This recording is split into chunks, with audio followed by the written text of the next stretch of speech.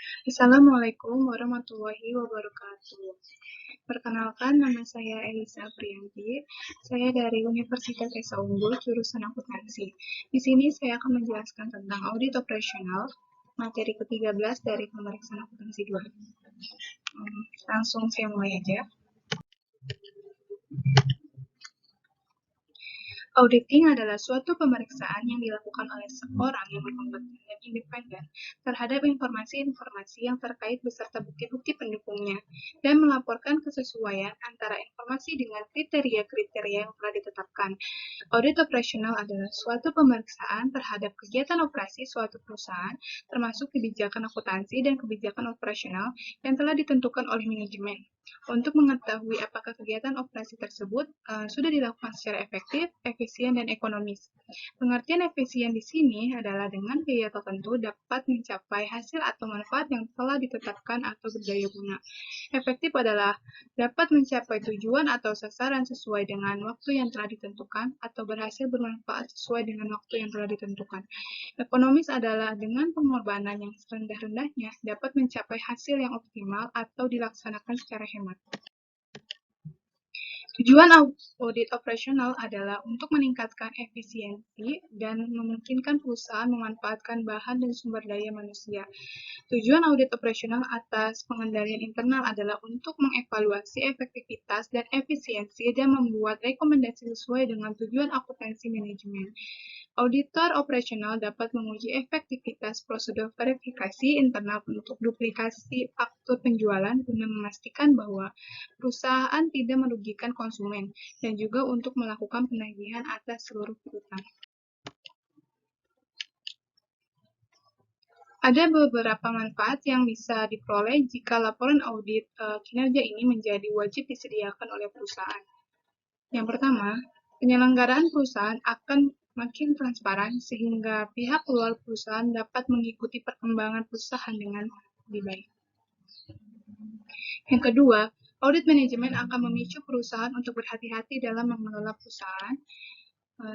Yang ketiga, kepentingan masyarakat, terutama untuk investor, semakin terlindungi sehingga iklim investasi dan usaha akan semakin kondusif. Jenis-jenis audit operasional. Yang pertama, audit fungsional atau functional audit.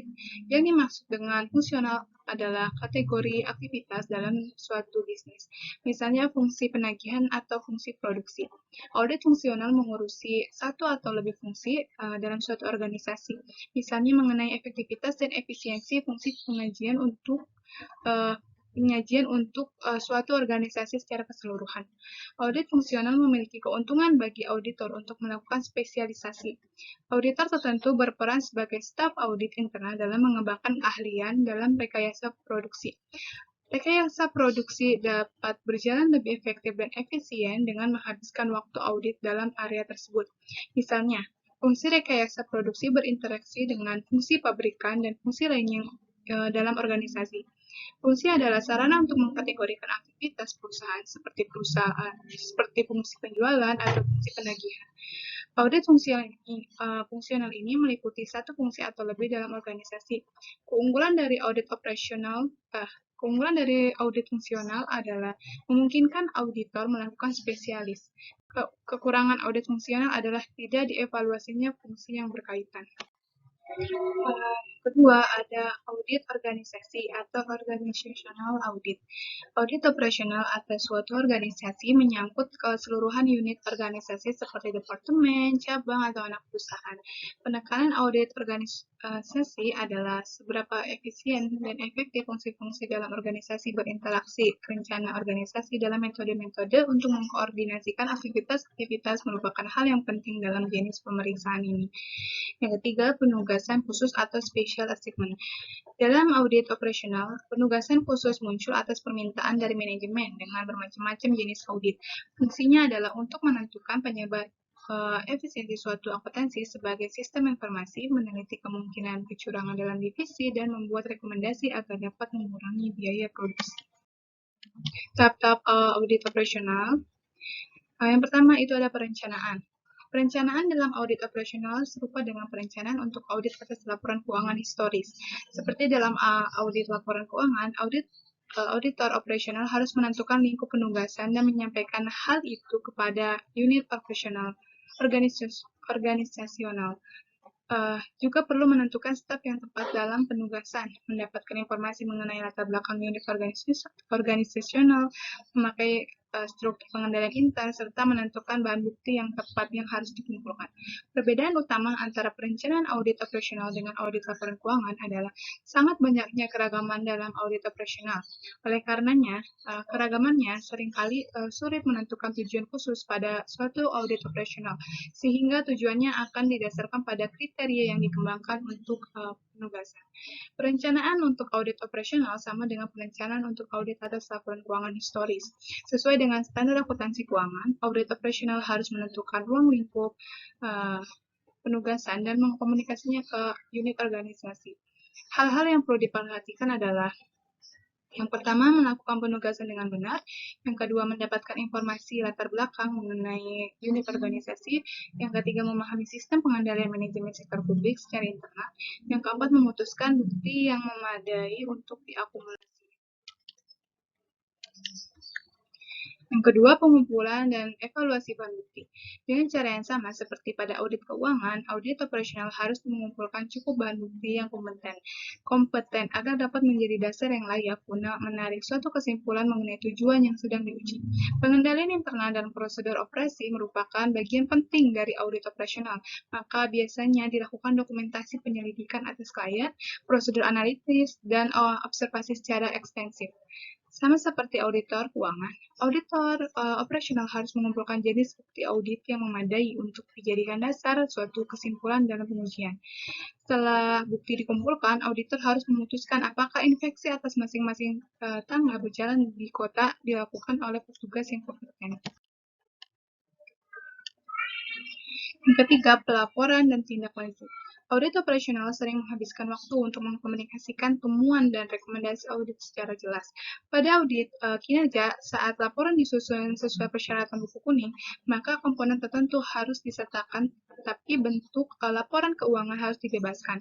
Tindak lanjut merupakan hal umum dalam audit operasional ketika auditor membuat rekomendasi atas fungsi akuntansi manajemen untuk menentukan apakah terdapat perubahan yang direkomendasikan.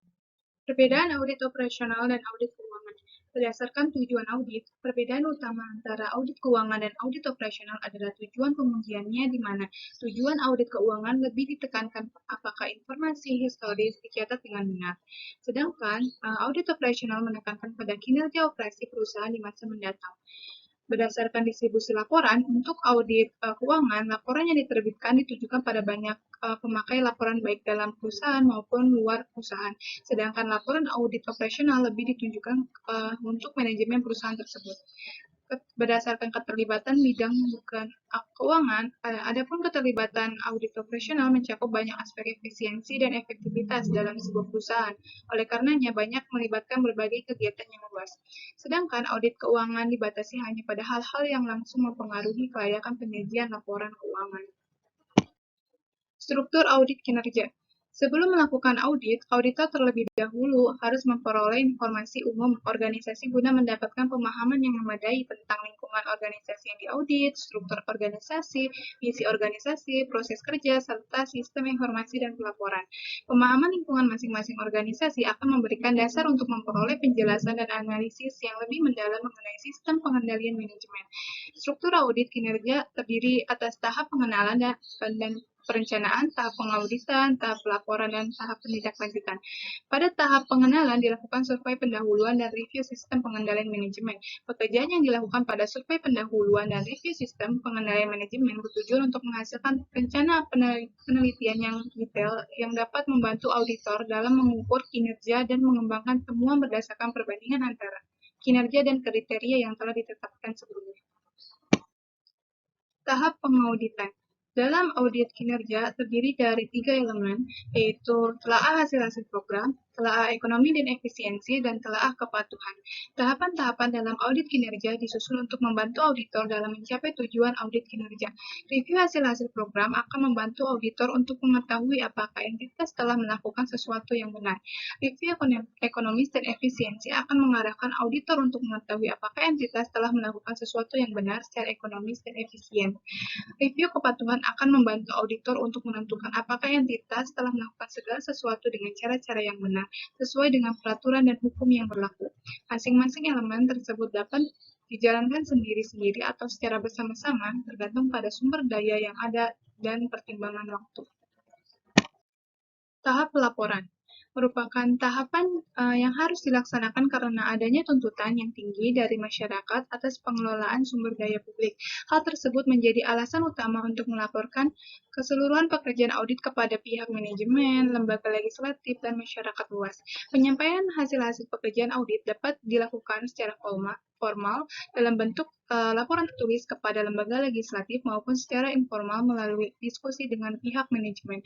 Namun demikian akan lebih baik bila laporan audit disampaikan secara tertulis, karena pengorganisasian dan pelaporan temuan-temuan audit secara tertulis akan membuat hasil pekerjaan yang telah dilakukan menjadi lebih permanen. Selain itu, laporan tertulis juga sangat penting untuk akuntabilitas publik. Laporan tertulis merupakan ukuran yang nyata atas nilai sebuah pemeriksaan yang dilakukan oleh auditor. Laporan yang disajikan oleh auditor merupakan kriteria yang penting bagi kesuksesan atau kegagalan pekerjaannya. Tahap penindaklanjutan adalah tahap terakhir, di mana tahap ini didesain untuk memastikan atau memberikan pendapat apakah rekomendasi yang diusulkan oleh auditor sudah diimplementasikan. Prosedur penindaklanjutan dimulai dengan tahap perencanaan melalui pertemuan dengan pihak manajemen untuk mengetahui permasalahan yang dihadapi organisasi dalam mengimplementasikan rekomendasi auditor. Selanjutnya, auditor mengumpulkan data-data yang ada dan melakukan analisis terhadap data-data tersebut untuk kemudian disusun dalam sebuah laporan. Terima kasih. Semoga penjelasan saya dapat dimengerti. Dan sampai bertemu lagi. Wassalamualaikum warahmatullahi wabarakatuh.